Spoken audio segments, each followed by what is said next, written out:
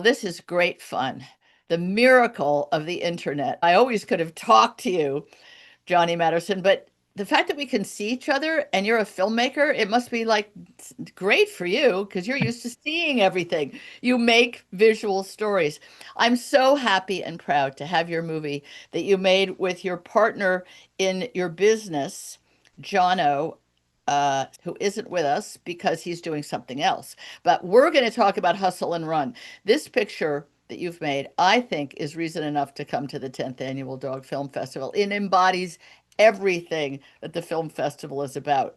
And yet it's also an underdog, rocky kind of picture. So before we talk about how you found this crazy bunch of underdog people, literally underdogs, who decided to get into a very complicated, as you say, the F1 of dog sports, and then big reveal, win it at the end.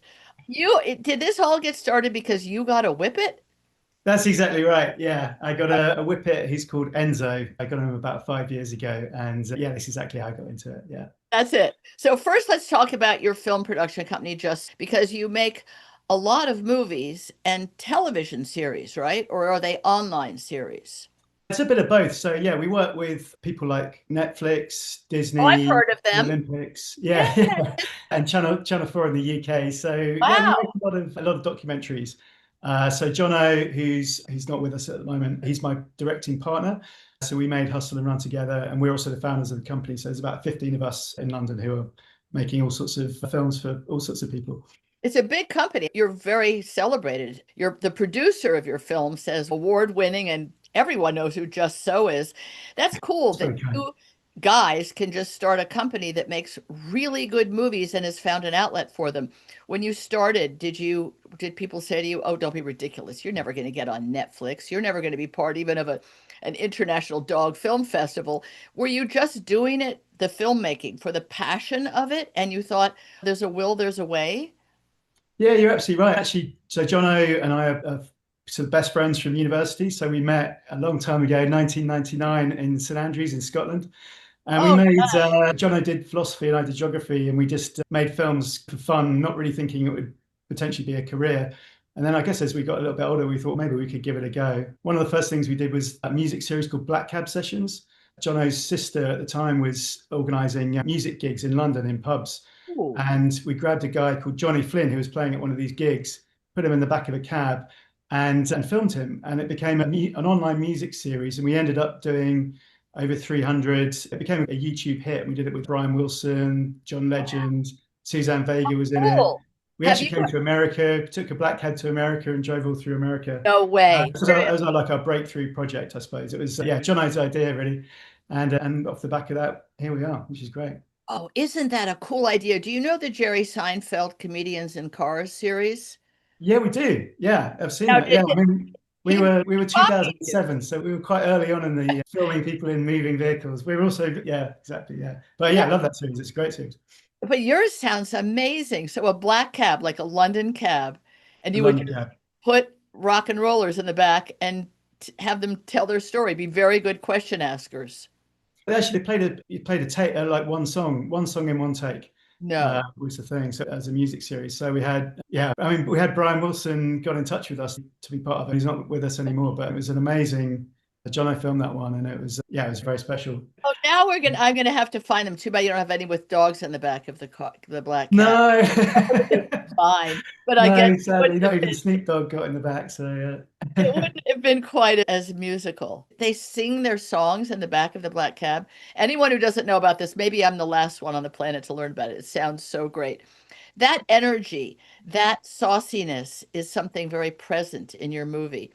And I guess the really amazing thing is that the underdog is the fact that a whippet is not a breed of dog that's easy to train, easy to manipulate, if you will, to get to do what you want, when you want, how you want. But boy, are they fast. How did you come upon this quite kooky, charming bunch of regular people, as they call themselves? They're just there leading very simple lives. And they're like, you know what? This is a great sport. Let's do it. But why do it with the dog that everybody on the planet uses, the border collie? Let's do it with a really difficult dog. So, how did you find these people? I suppose it started off with Flyball, finding Flyball. So I'm obviously like most dog owners, absolutely obsessed with Enzo and completely in love with him. And I think my YouTube feed knows that, and obviously keeps giving us kind Oh, of Whippet related videos. And one day I came across a video for Flyball at Crufts, and it had this with this Whippet kind of hustle in it. And I was blown away. I wasn't really familiar with Flyball, and just watching it, it's exhilarating. Everyone looked like they were having a blast. It's just really fun. And obviously, having being a new dog owner back then with Enzo, Jono, who's a co-director, he also has a sight hound in his family called Looper. And we both looked at this thing. We were like, this is great sport. We've directed a lot of sports documentaries in the past, and we love dogs. Why not explore this world? So we really started there, and then we started ringing around different flyball teams in the UK. Back then, we didn't really realise that Whippets were such outliers in the world. So we just started ringing all these different teams, and they all had quite nice stories, and it was all you could feel the community aspect to it. But it was really when I called Jeanette, who is the star of the film, and it was one of those moments where any filmmaker really chases is that feeling of when someone tells you their story, and honestly, you just feel it in your heart. This is going to be an amazing film. yes. And then it had a Whippet as well called Hustle, who is also the star of the film. And basically, Jeanette started telling us her story, and really, it was the total against the odds underdogs. Ace, so Jeanette is the team captain of Aces. They were ranked 200, somewhere in the 200s, and from a kind of backwater town in Kent. And basically, her and her team were plotting how could they get to Crufts? How could they possibly become the top team in the UK? And they started doing it the conventional way, and they suddenly realized that everyone else was doing it the conventional way. And the conventional way was everyone used border collies because Yes. they've got drive, they're easy to train, they go again and again. Yeah. And no one had ever really tried it with the Whippet. And it sounds, everyone knows how fast they are, but actually, the Whippets are incredibly mercurial. They blow hot and cold. They're actually Yes. really lazy. I know from my dog Enzo, he's a dog of contradictions because on the one hand, he's an amazing athlete, but actually loves to spend most of his time on the sofa. It's like, how do you harness the Whippet was Yeah. really Jeanette's thing. And so you had this sort of rickety Ferrari that like Yeah. potentially could work, but also could completely fall apart. And I think that was the gamble that Jeanette was really going to take. But when you started, you didn't know how it would wind up, or did you? So we actually, yeah. So they had spoilers here, but Yeah. yeah, we've told it slightly retrospectively. So we weaved it together, so it tells we knew what the outcome would be, and no spoilers. But yes, It's really great to be able to see a movie, and it's the center of the film festival this year. It's the main documentary, and it's a bit longer than some of the others, and it's a whole meal unto itself, if you will. We know and hope that maybe you filmed three different teams, but we're pretty sure this is the one that's going to win, and that's the one you decided to make your movie about. Because I imagine that unless you do know the outcome of documentary, you shoot thousands of feet and hours of film. Of course, you don't really shoot on film anymore, but thousands that never see the light of day, right? Isn't documentary filmmaking a kind of leap of faith that you're going to get those beautiful moments, get those heart-stopping comments and facial expressions and the dog being good, bad, and ugly and beautiful? Isn't that kind of a big risk you take? yeah, you're right. It's been described as bottling lightning, and it really is like that. I suppose for us, we knew the outcome of the story. We met Aces and fell in love with Aces and fell in love with their story. And then it was how do we go back and tell it in a way that feels present tense? So Yeah. hopefully, when you're watching it, I mean, we definitely have had people asking us like what it was like being on that journey with them. But actually, we were filming it all retrospectively. So, which John and I love working like that way because we love to try and take almost the kind of the sort of beats of a scripted drama or a scripted sports film Yes. and apply that to the documentary world. And then it's really about creating scenes, real moments that fit into those beats, really.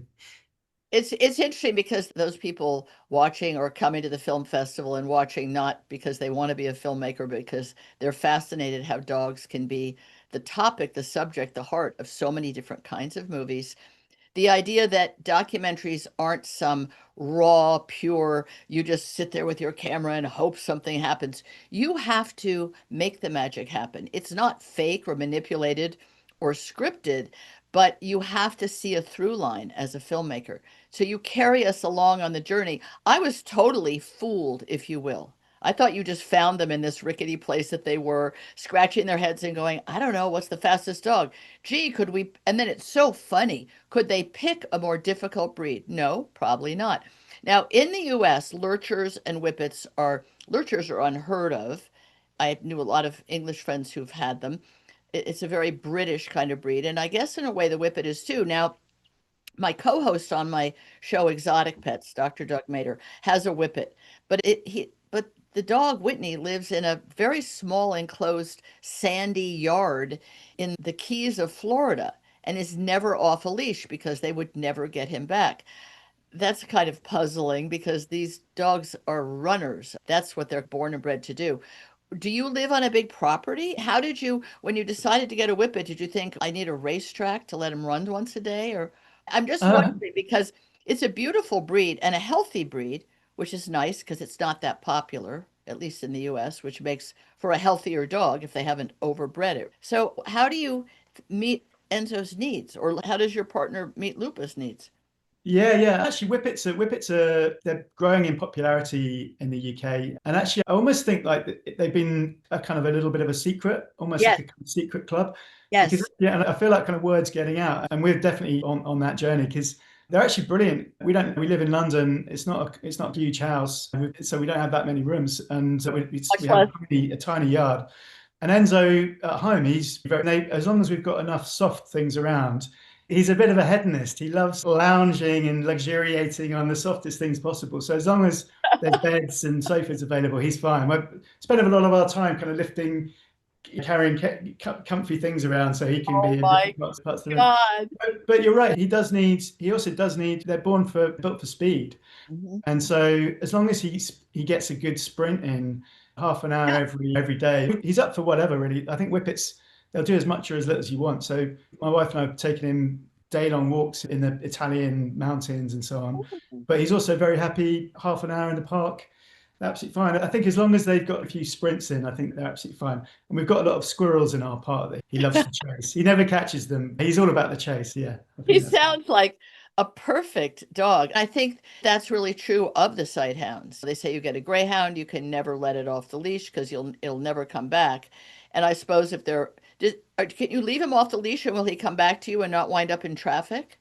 Yeah, he's pretty good at coming back. If he's chasing a squirrel, Right.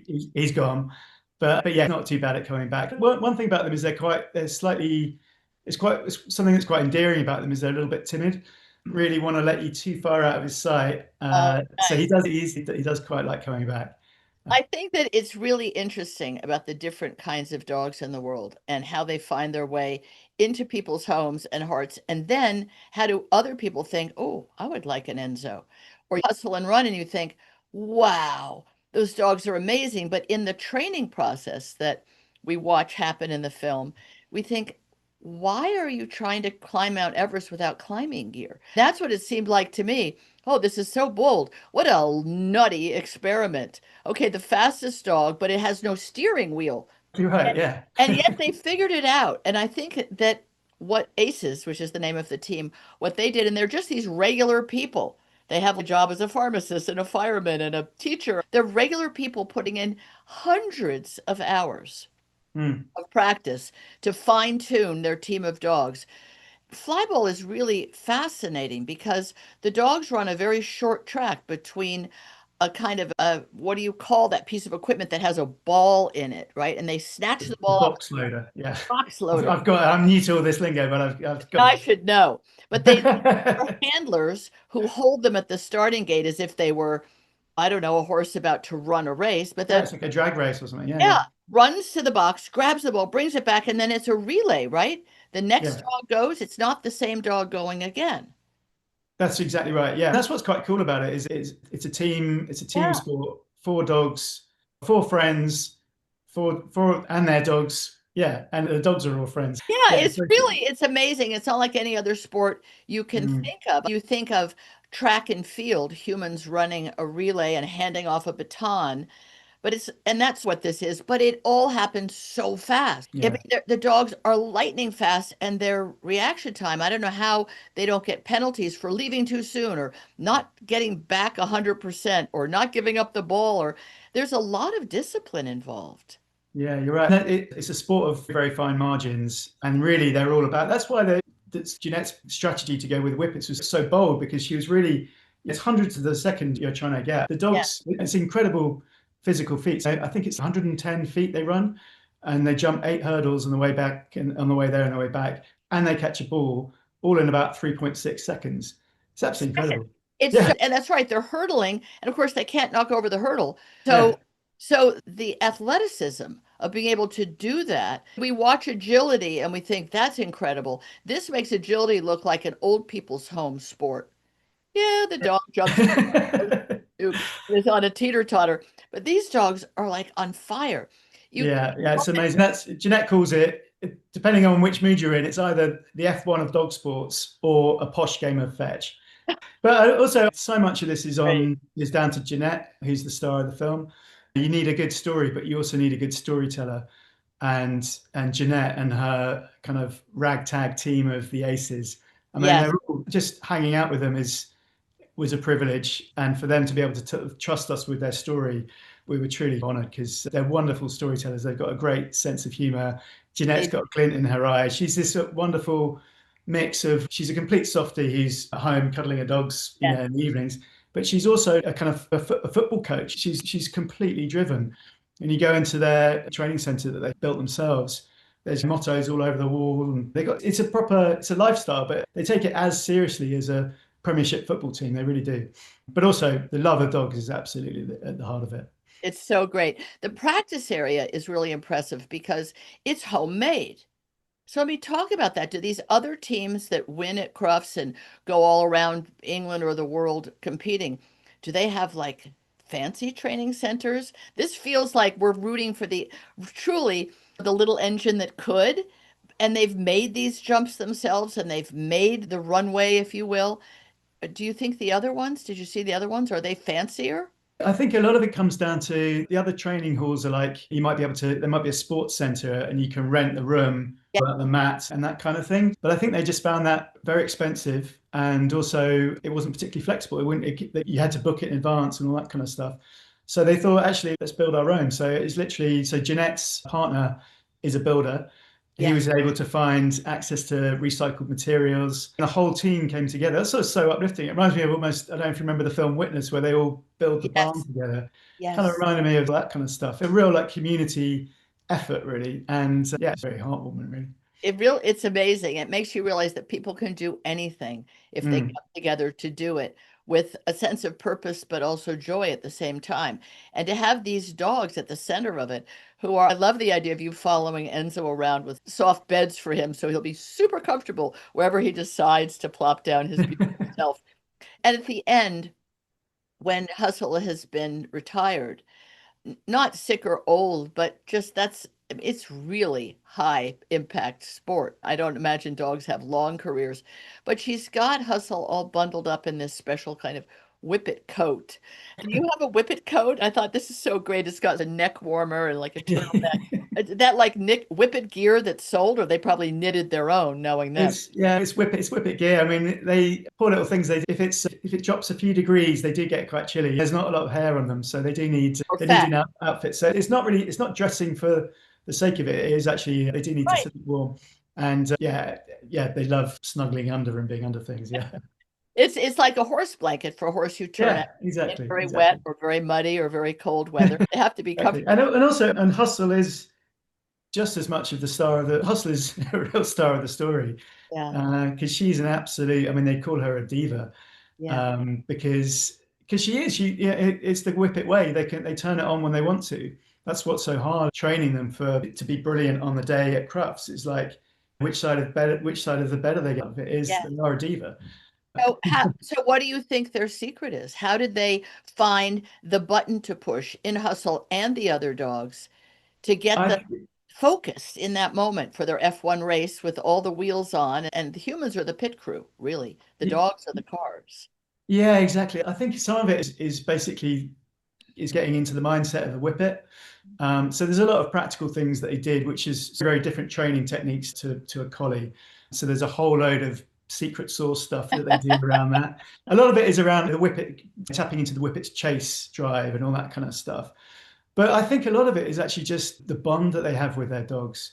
That Hustle would do anything for Jeanette. I'm actually No, but I love this. That's why the movie is so like tearjerker. I need a Kleenex because it's this love between these people and each other, these people and their dogs, and then yeah. all of them together.